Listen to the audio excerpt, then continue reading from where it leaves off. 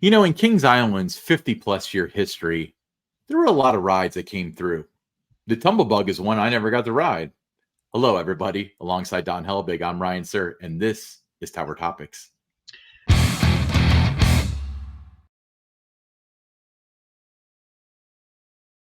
Tower Topics is a podcast by Kings Island fans for Kings Island fans because that's who we are and that's who we care about.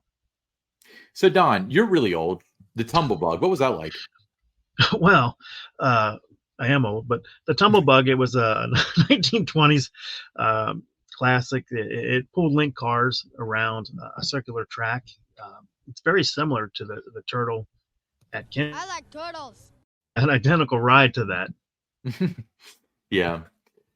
Comparable to a small roller coaster, you could say. Yeah. A series of small hills, bounce riders up and down as they traveled over these hills. And, so when did it leave Kings Island?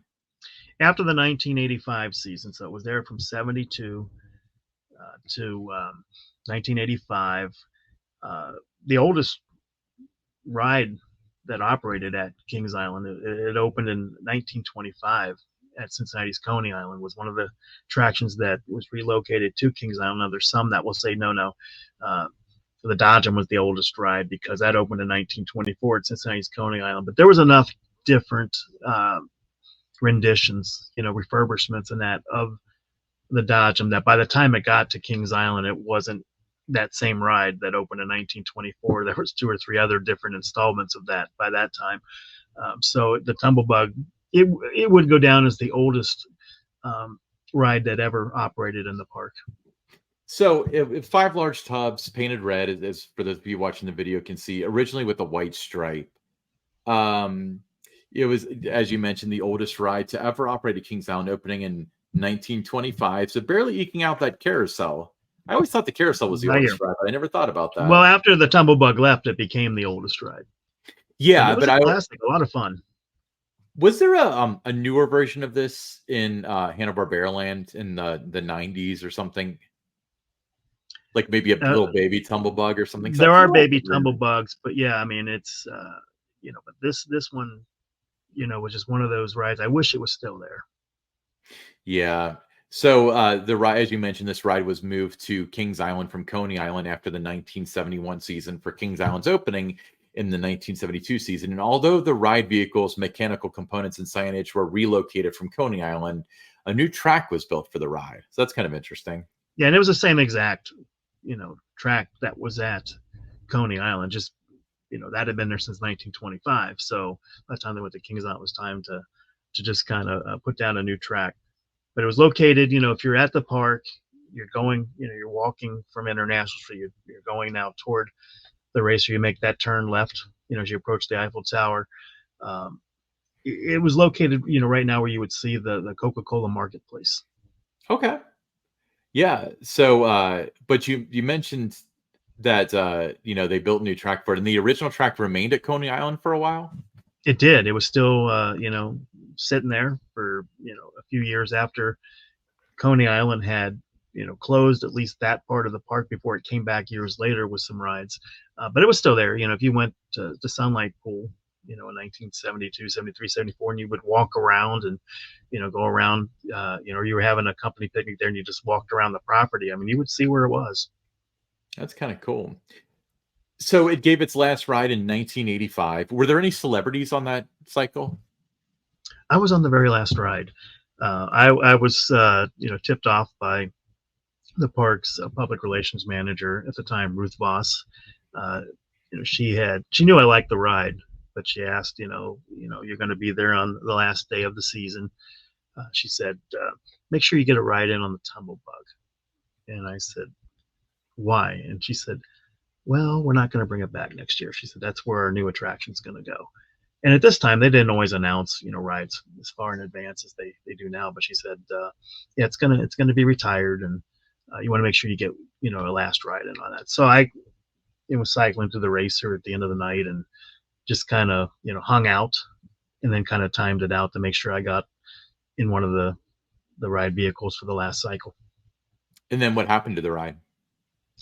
The ride, after its closure, it was sold to Kennywood.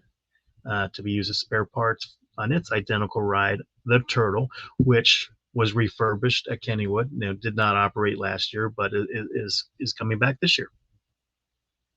Yeah. So and you mentioned, if you want to ride something similar, then check out the Turtle because you may actually be riding along with some components that came from the Tumble Bug at Kings Island. Don, I must say that one thing that the Kings Island team is missing is somebody that just knows this stuff offhand because they were like there.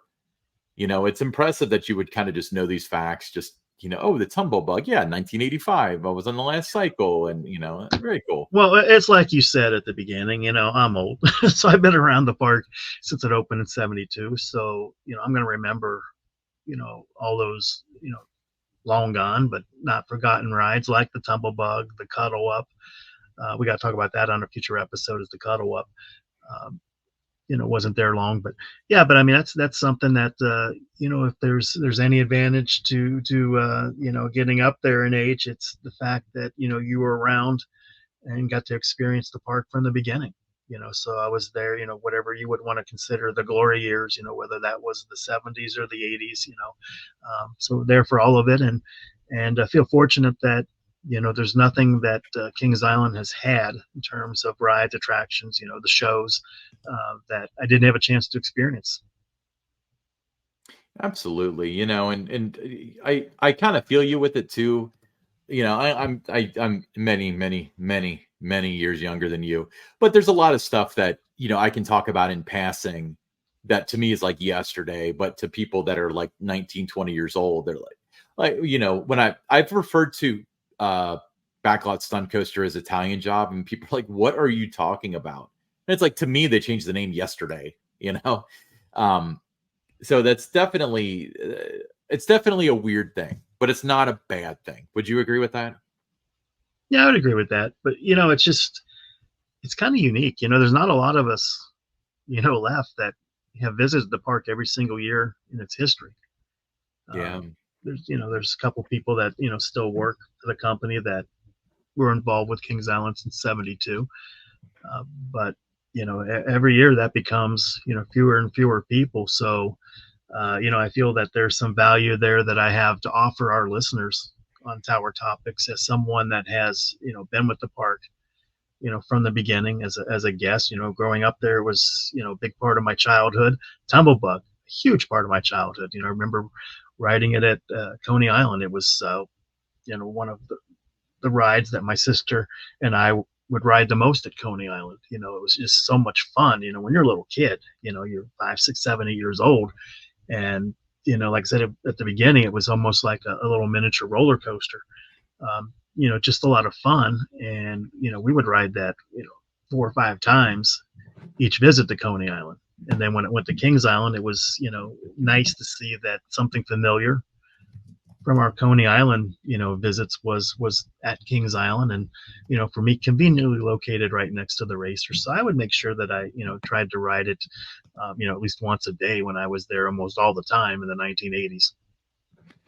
Yeah, absolutely. So the name just popped in my head, and they did have a junior Tumble Bug. It was called Boo Boo's Baggage Claim. Boo Boo's, yeah, baggage claim, right? Yeah, so that was removed in the 2005 season. Let me pull up a picture here. There we go. So yeah, so I had always thought that maybe I rode the Tumble Bug, but I had ridden No. And they've got one of those they got one of those at Hershey Park, the little miniature one. So it's great for the kids when they had that back then, but it wasn't the same thing. It was almost like when that was there, it was almost where the kids weren't big enough to ride the Beast. They could at least ride the Beastie, so they weren't tall enough to ride the Tumble Bug with their brothers and sisters and mom and dad, but they could ride that. I remember it being not so thrilling and more like rocking. Like it was just awkward to go up and down. Yeah. But so I imagine the full scale ones would be cool. Well, you'll get an opportunity to do the full scale one. You're gonna have to go to Kennywood with me this year. You have to make a promise to go there with me. We need 2 people to ride Thunderbolt, so I need a ride partner. So you're gonna have to go with me so we can ride. That's the only reason I want you to go, Ryan. Because 5 hours in a car with you is going to be too much. But yeah, but like the fact that rides on a Thunderbolt would be waiting, once we got there would outweigh that. But but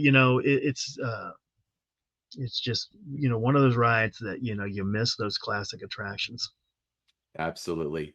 All right, cool conversation. Let's move on to the listener question. This one's from Mr. Kings Island himself, Nick Gaskins. He said, at Tower Topics, question: Was the addition of the new with the addition of the new fast lane scanners, do you foresee Kings Island limiting marathons on rides, adding maybe a cooldown period between ride cycles on the same ride? I understand. I've heard, I don't know for sure, that there is a 15-minute wait now between being able to scan in.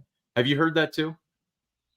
I have not heard that. I was only there, the season pass night and that first Saturday, so I did not, you know, go back again, since then. So I don't know if that's what the rule is. The 15-minute wait.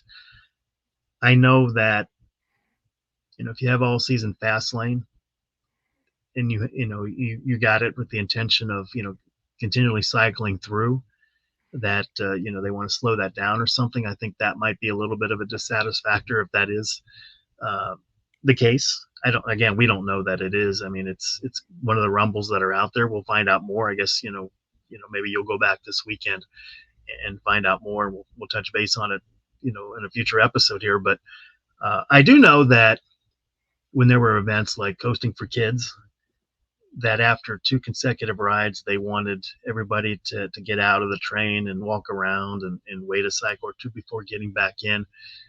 And that was just, with the safety in mind. Your body is not made to just stay on the same ride and ride it for 10 consecutive hours without getting out of it. It might not seem like it's doing much to your body, but it does. You do need that break a little bit. So I can see why that would make some sense to have that 15-minute wait.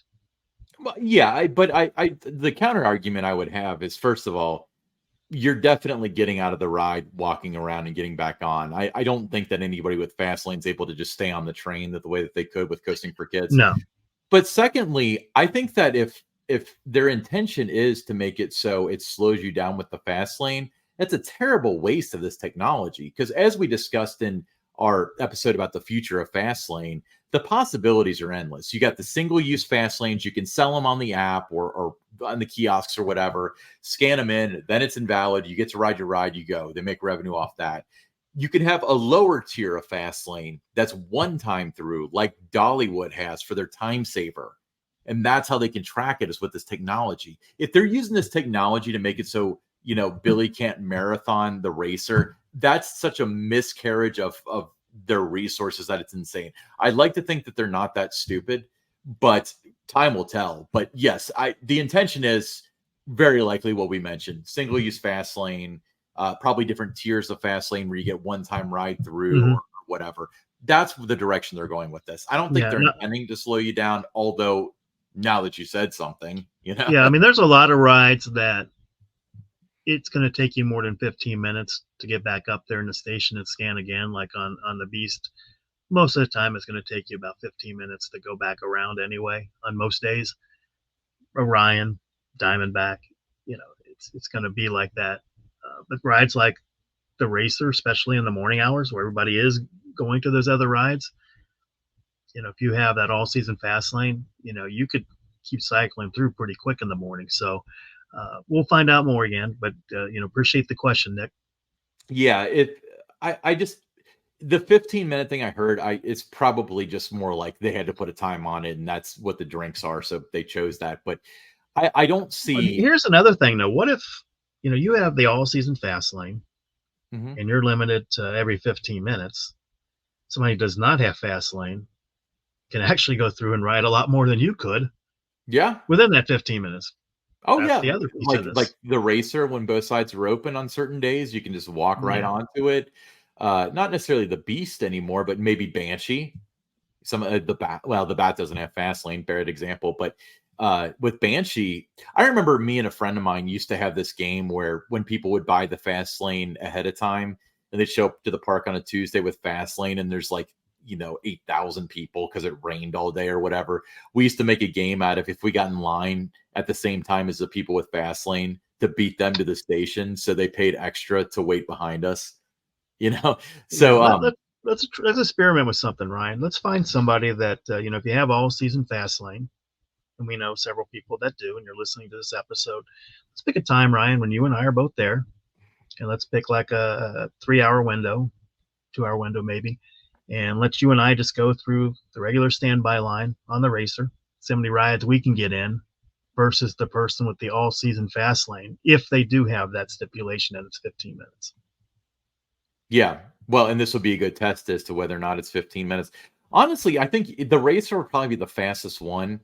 But if it's busy enough to worry about fast lane, I wonder if you go in there, you wait in the fast lane line, which isn't long.